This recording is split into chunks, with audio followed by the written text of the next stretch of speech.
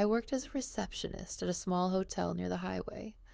It wasn't an expensive hotel, more like a place where people stay for just one night. Drivers, tourists, sometimes people who don't want anyone to see them. I worked the night shift, and because of that, I saw many strange things. But one night stayed in my memory forever. It was an ordinary shift. Around 1 in the morning, the lobby was quiet. I was sitting behind the front desk and watching the security monitors.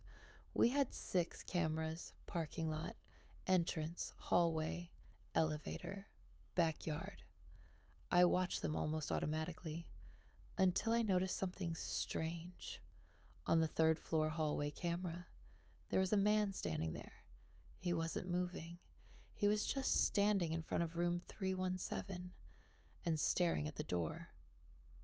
I looked at the clock. He had been standing there for almost 20 minutes. I picked up the phone and called the room. No one answered. I looked back at the camera. The man was still standing there, and suddenly he raised his head and looked directly into the camera. A minute later, he stepped into the elevator and went downstairs.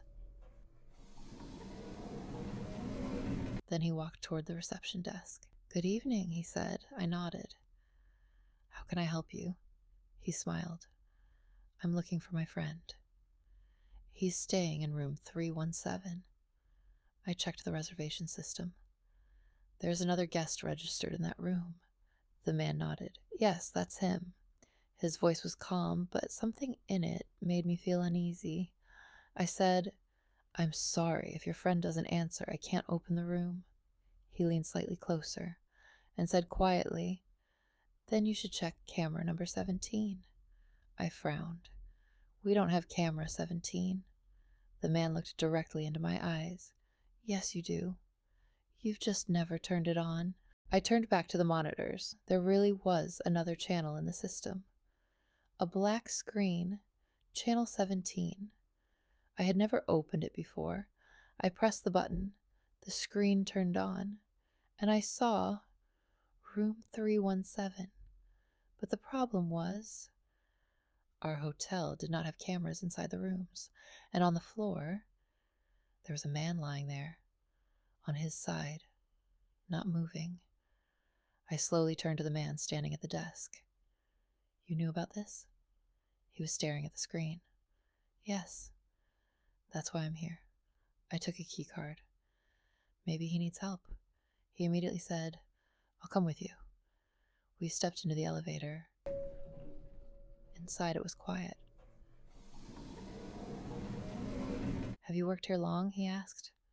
"Almost a year." "And you never noticed camera 17? "No." He smiled slightly. "That's normal. It appeared recently." I didn't understand what he meant. The elevator stopped. We walked into the hallway. We stopped in front of room 317. I swiped the key card. The door opened. I stepped inside and immediately understood one thing. There was no one on the floor. I turned toward him. But on the camera, he was staring at the floor. Yes, the room was empty, as if no one had ever been there. I whispered, "Then where's the body?" He answered quietly, "That's a very good question." And at that moment, someone ran past the door. I looked into the hallway and saw the man, the same one, the one we had just seen dead on the camera. "Wait!" my companion shouted, and ran after him. I ran after him. We ran down the stairs.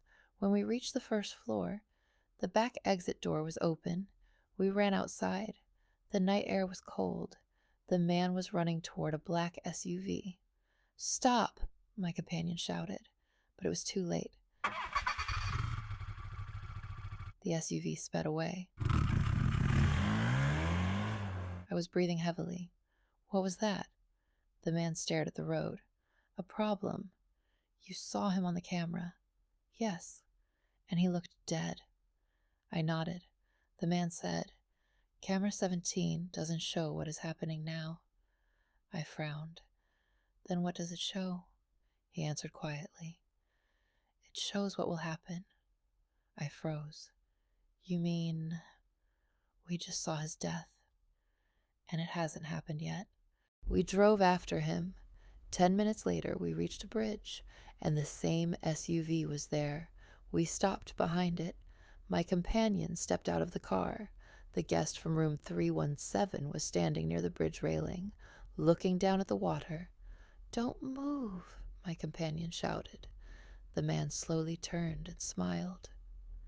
You're too late. Suddenly another car appeared behind us. 2 men stepped out. One of them was holding a video camera, and suddenly I understood. Camera number 17. It wasn't showing the future. It was showing their plan. My companion pulled out a gun. Then another shot. A few minutes later, the police arrived. 2 attackers were lying on the road. The man from the hotel was in handcuffs, and the camera was lying on the asphalt, the same camera I had seen on the monitor. Later, they explained everything to me. Camera 17 was connected to a criminal network. They recorded crimes before they happened and used those recordings to blackmail people. And that night, I accidentally became part of their plan. Sometimes I think about one thing. What would have happened if I had never pressed channel 17? Because sometimes one small button on a monitor can pull you into someone else's story.